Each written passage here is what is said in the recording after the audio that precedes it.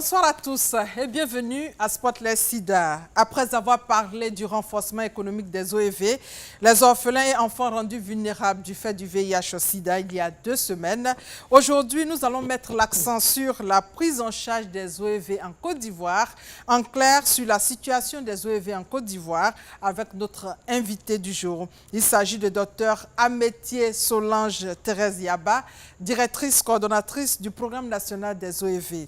Notre chroniqueur Serge Collia, lui, va nous rejoindre au cours de cette émission. Mais avant, nous allons demander à notre personne ressource de nous rejoindre. Docteur, venez. Merci. Bonsoir, docteur. Bonsoir, Madame Gla. Vous allez vous asseoir. Merci bien.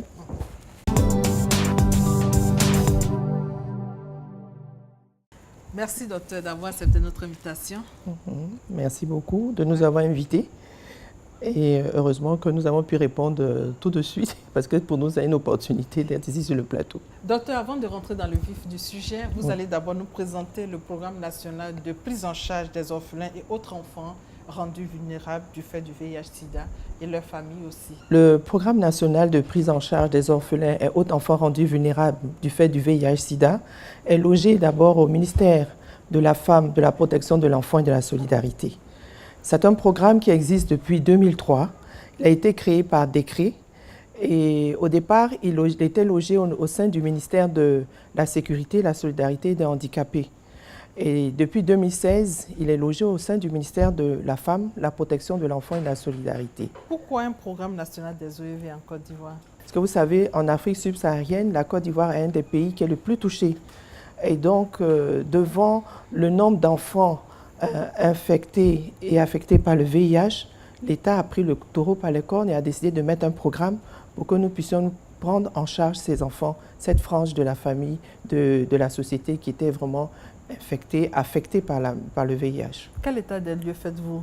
Aujourd'hui, après 13 ans, on peut dire que nous avons fait un grand pas. Parce qu'aujourd'hui, avec tout le travail qui a été fait au niveau du PNOV, nous avons même une estimation de la population des OEV. Nous avons plus de 476 000 OEV. Et à ce jour, à la date de fin 2016, nous avons pu prendre en charge plus de 179 000 OEV. Comment arrivez-vous à les identifier? Il faut dire que le programme s'appuie sur les structures sociales que sont les centres sociaux. Et les centres sociaux, c'est au niveau du centre social que tout le travail se fait. Le PNOV, il assure vraiment la coordination.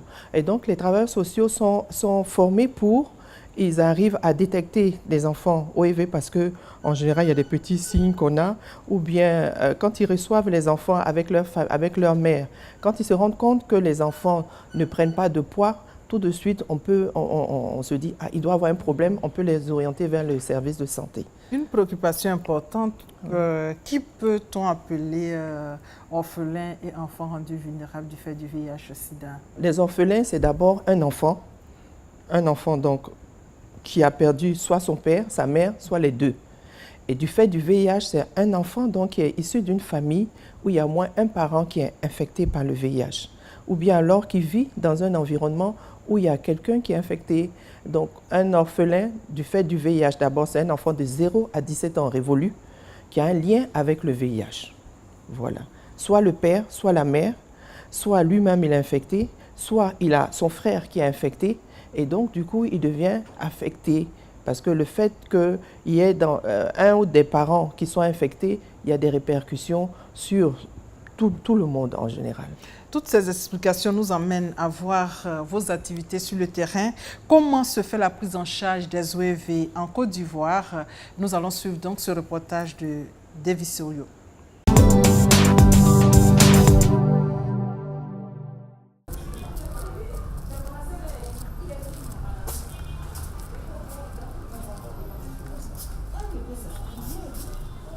Ces pas sont ceux de celle que nous allons appeler Déborah. Cette mère de 4 enfants a connu des difficultés après la découverte par son entourage de sa séropositivité. Depuis lors, elle et ses enfants sont rejetés par sa famille. Quand j'ai connu mon statut, vraiment j'étais rejetée par ma famille avec 4 enfants sous la main. Je vivais difficilement. Il y a des jours où je n'arrivais même pas à les nourrir. On passait toute la journée en pleurs et à la faim. Faute de moyens, Déborah est incapable de s'occuper de sa progéniture. Elle a retrouvé le sourire grâce au programme national de prise en charge des orphelins et autres enfants rendus vulnérables du fait du VIH/SIDA et leurs familles. Ils m'ont donné des prêts qui m'ont permis à pouvoir faire une activité génératrice de revenus. C'est ainsi que j'ai commencé à voir le sourire jusqu'au jour d'aujourd'hui où j'arrive à scolariser les grands et les petits. Aujourd'hui, elle est venue chercher des fournitures scolaires pour ses garçons. Bonjour. Comme c'est la rentrée scolaire, nous avons fait un plaidoyer avec les librairies de notre quartier. Nous avons reçu 2 kits scolaires pour elle. Un enfant de CE2 et CM2. Donc, voilà, maman. Voilà. Vraiment, ça va t'aider pour le bien des enfants. Je suis la plus heureuse aujourd'hui. Vraiment, merci maman.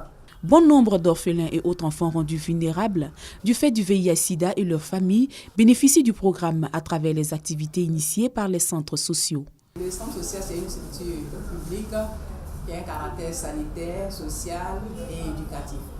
Le centre social de Koumassi fonctionne avec 4 services, à savoir le service de protection familiale qui a pour mission de renforcer la protection du couple mère, enfant et famille, le service d'assistance éducative qui a pour mission de mener des enquêtes sociales à l'endroit des familles vulnérables en vue de leur prise en charge.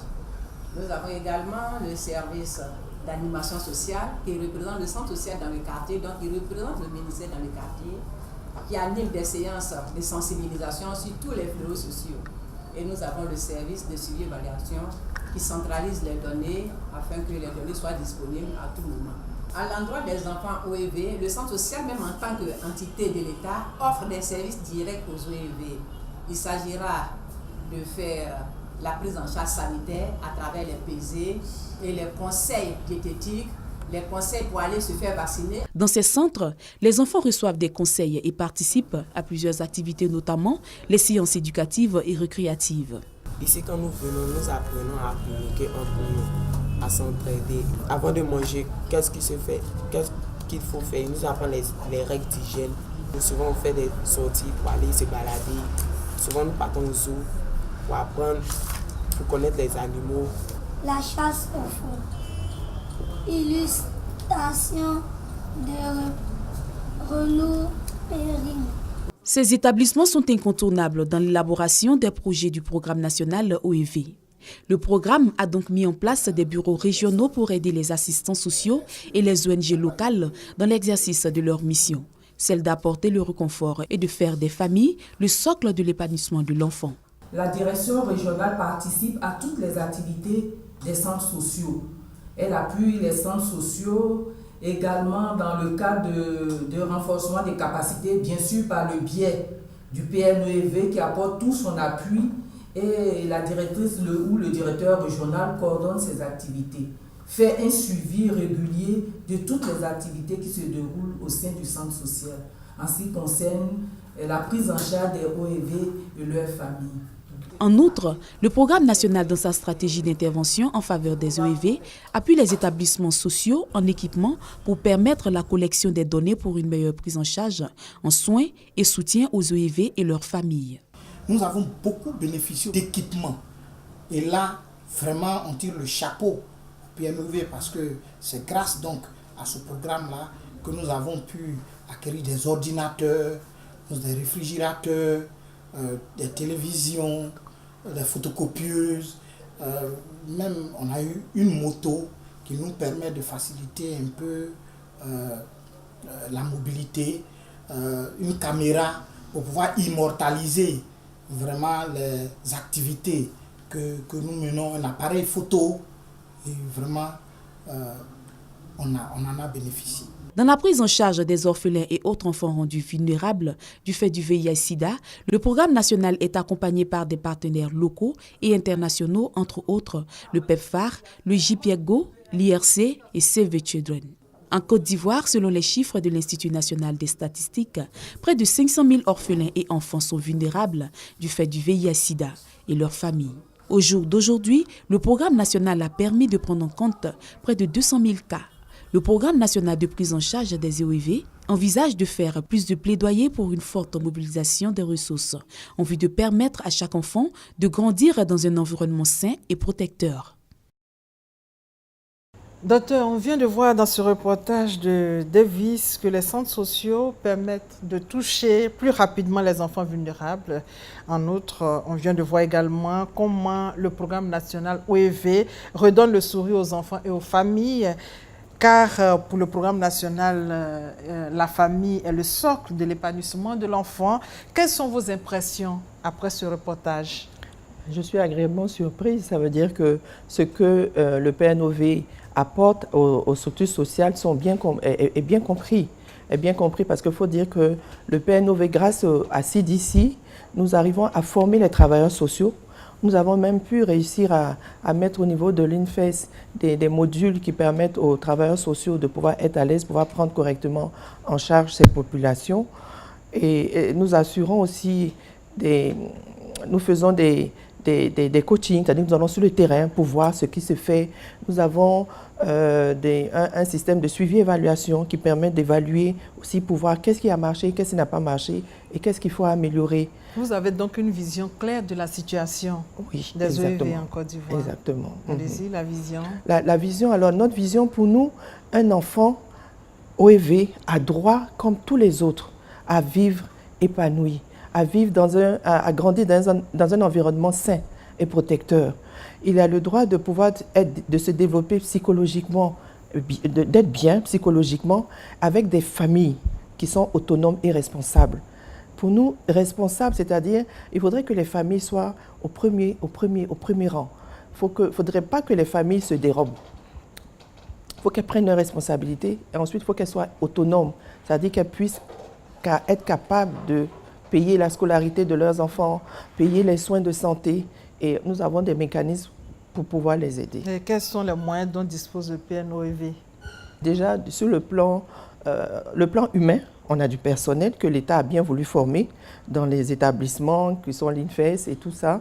Donc, ils forment de manière qualitative les travailleurs sociaux. Ensuite, nous avons les bâtiments que l'État met à la disposition des travailleurs sociaux, donc les centres sociaux. Et ensuite, nous avons le financement de l'État. Et en plus, nous avons les financements des partenaires bilatéraux, dont CDC, grâce à qui nous sommes là aujourd'hui sur le terrain. Et ces financements, bien sûr, nous avons d'autres appuis aussi au niveau de l'UNICEF, du Fonds mondial, mais il faut dire que CDC PEPFAR est le plus gros bailleur de fonds de ce programme. Et grâce à ces financements, nous arrivons donc à former, à renforcer les travailleurs sociaux sur le plan de la formation, en suivi-évaluation, en soins et soutien. Et aussi, le CDC PEPFAR permet d'équiper les centres sociaux en matériel informatique, en moto, qui permet aux agents d'aller dans les familles, d'aller dans les fins foins pour pouvoir écouter, suivre ce qui se fait dans les familles. Voilà, en gros, c'est ce que nous pouvons faire. C'est ce que les travailleurs. Deuxième élément filmé, c'est le micro-trottoir qui parle des difficultés rencontrées par les OEV. Regardez. Les parents les refusent. Ils se disent que c'est plus la peine, c'est fini, ils n'ont pas d'avenir. Alors que ces enfants-là peuvent réussir comme toute autre personne. On peut aussi les aider. C'est-à-dire il suffit de les aimer. L'amour peut corriger toutes choses. Les enfants victimes de ce mal ou qui ont perdu leurs parents suite à cette maladie, il faut dire qu'en premier, ils sont rejetés par la société. Rejetés parce que la population trouve en ces enfants ou voit au travers de ces enfants les parents qui sont décédés, la manière dont ils ont souffert. Et ces enfants-là sont rejetés et même, je dirais, délaissés par la société entière. Ils sont orphelins. L'orphelin en Afrique, on sait ce que c'est. D'abord, socialement, il est lié à difficulté. Donc ça veut dire qu'il n'y a personne qui s'occupe de lui. Résultat, le sida est déjà mal fait. Orphelin ici, là, donc ça veut dire que personne ne va s'en occuper. Donc voilà, il est rejeté. S'il y a des gens qui s'occupent d'eux, il n'y a pas de nourriture, il ne peut pas aller à l'école. Vraiment, on pense qu'on doit s'occuper d'eux. Chez moi, ces enfants vraiment sont mal vus. Il y a d'autres personnes qui voient d'autres enfants qui vivent avec cette maladie. Ils disent « Ah, cet enfant, il a telle maladie. » Mais déjà, ça frustre l'enfant. Il ne sait pas quoi faire. Si tu vis avec une maladie, c'est comme toute maladie. Docteur, quel est votre commentaire après ce micro-trottoir quand on sait que parmi plusieurs difficultés, ces enfants ont des difficultés psychosociales, ces enfants sont parfois stigmatisés? Effectivement, c'est encore un grand problème dans nos pays, parce que du fait, dès que les familles à côté se rendent compte qu'un père ou une mère décède, tout de suite, on a les yeux fixés sur les enfants. Et parfois, il y a des familles où on accuse ces enfants d'être sorciers parce qu'ils ont perdu le père et la mère. Et ils se trouvent rejetés, abandonnés, et c'est souvent les ONG qui les récupèrent. Ensuite, du fait de la maladie, il peut y avoir des signes. Il n'y a pas toujours des signes, il peut y avoir des signes et ils sont rejetés. Et même quand bien ça peut être la mère qui vit, qui se retrouve seule, veuve en train de s'occuper des enfants, c'est difficile parce que, vous savez, dans nos pays, souvent, la femme n'a pas de moyens, donc elle se retrouve seule avec 3-4 enfants en charge et ce n'est pas toujours facile. Et il y a toujours il y a une stigmatisation qui se fait, il y a un rejet. Et ses parents n'osent pas toujours aller vers les gens pour demander de l'aide. Mais grâce aux centres sociaux, où on a des travailleurs qui sont formés qui peuvent les écouter, qui peuvent les guider, qui peuvent leur redonner le moral, on arrive petit à petit à les remettre sur le droit chemin, leur redonner l'envie de vivre, de se battre. Il y a donc beaucoup à faire pour soutenir ces personnes-là. Vous aussi, vous rencontrez des difficultés sur le terrain concernant ces OEV, la prise en charge des OEV. Quelles sont vos difficultés? On a du personnel qualifié, mais il n'y en a pas suffisamment. Avec tous les travaux que CDC nous a permis de faire, pour nous, un centre social pour qu'il fonctionne correctement, il faut qu'il y ait au moins 17 agents dans un centre social. Mais dans la plupart des cas, on a 2, 3, 4, 5. Alors qu'il y a beaucoup de services. C'est vrai, il y a les OEV, mais en plus, il y a toutes les autres vulnérabilités qui fréquentent les centres sociaux. Donc, le manque de personnel. Vous savez, la politique du PNOV est basée sur la plateforme de collaboration. La plateforme, c'est un lieu où toutes les entités qui interviennent dans la prise en charge d'un enfant se retrouvent pour pouvoir échanger des problèmes, en particulier des OEV. Et il n'y a pas suffisamment de plateformes. Nous avons 130 centres sociaux, mais nous n'avons que 57 plateformes. Donc l'idéal, c'est de pouvoir installer d'autres plateformes. Pour que les travailleurs sociaux, où qu'ils se trouvent, puissent répondre aux attentes de ces enfants, de ces orphelins qui n'ont pas demandé à être infectés par le VIH. Et du coup, vous prenez ces OEV en charge jusqu'à quel âge? Jusqu'à 17 ans. Jusqu'à 17 ans. Alors, et à 17 ans, qu'est-ce qu'ils deviennent? Qu'est-ce qu'ils deviennent? Puisque au niveau de la plateforme, il y a tous les autres ministères. Éducation nationale, enseignement professionnel. Donc, c'est comment faire un plaidoyer avec ces structures-là pour qu'un enfant qui a eu le bac, qui a dépassé 17 ans, puisse faire soit une formation, faire un apprentissage ou bien poursuivre ses études. Donc, au niveau du PNOV, on a pu subvenir aux besoins de certains enfants qui aujourd'hui travaillent. Il y en a qui travaillent, mais on ne peut pas le faire seul. Cela fait 13 ans que ce programme existe. Quels sont déjà vos acquis? Nos acquis, donc, nous avons fait des documents, par exemple le document de politique nationale qui dit un peu qu'est-ce qu'on doit faire, parce que le programme, c'est un programme national. Donc, tous ceux qui font la prise en charge OEV doivent se référer aux documents que nous avons faits. Et nous avons fait beaucoup de documents sur l'amélioration de la qualité, les standards, c'est-à-dire comment donner les soins et soutien aux enfants. On a pu établir des standards. Il y a 7 soins qu'on doit vraiment donner à tous ces orphelins qui permettent de résorber les problèmes psychosociaux, les problèmes de santé, les problèmes d'éducation, enfin tout cela. Voilà. Et donc, quand nous allons sur le terrain, que ce soit les ONG, que ce soit les centres sociaux, que ce soit d'autres partenaires, nous devons veiller à ce que ce qui est écrit dans la politique nationale soit respecté. Voilà. Donc, il y a plusieurs défis qui restent aussi à relever. Oui, entre autres, vous savez, aujourd'hui, les partenaires commencent à se retirer. Et donc, sur l'étendue de la Côte d'Ivoire, il y a des endroits où ils se retirent. Quand ils se retirent, ça veut dire que les financements commencent à être réduits. Et donc, il faut que la partie nationale puisse prendre le relais, puisse s'occuper de ces orphelins qui se trouvent dans ces zones-là. Et donc, ça va demander donc toujours un peu plus de personnel, un peu plus de moyens financiers et techniques. Docteur, vous aussi, vous êtes au courant de l'organisation d'ICASA à Abidjan en décembre. ICASA, c'est la conférence internationale sur le sida et les IST en Afrique. C'est une très grande conférence et le PNOV, en tant que seul programme qui fait la prise en charge des OEV, va y participer. Et déjà, nous avons soumis des abstracts et 2 ont été retenus. Un abstract qui porte sur les associations villageoises d'épargne de crédit qui permet de renforcer un peu les familles vulnérables de ces OEV et puis un guide psychosocial que le PNOV a mis à rédiger. Donc nous avons fait un guide psychosocial pour nous aider à prendre en charge ces orphelins. Mais il faut dire que ce guide va nous permettre, peut même être utilisé pour les parents, pour voir un peu comment parler aux enfants, à quel moment leur dire des choses importantes. Donc nous avons des posters.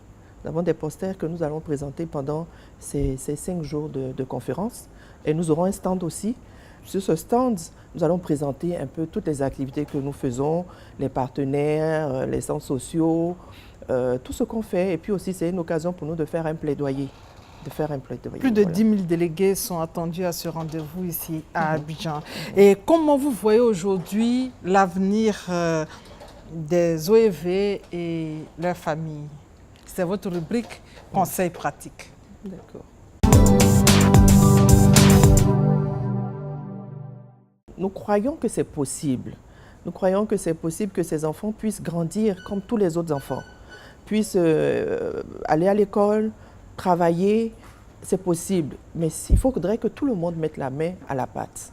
C'est-à-dire, il y a le PNOV que l'État a mis en place, mais au niveau local, il y a des collectivités, il y a les mairies, il y a les conseils régionaux. Chacun doit pouvoir apporter une aide au niveau aux centres sociaux pour pouvoir prendre en charge ces orphelins et leurs familles.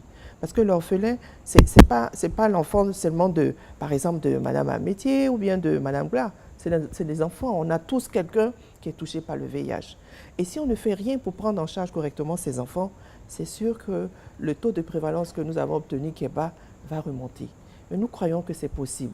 Nous croyons que c'est possible parce qu'aujourd'hui, nous voyons un peu par les tournées que nous avons faites dans les centres sociaux, où nous avons pu apporter une certaine aide aux familles grâce au financement de l'État.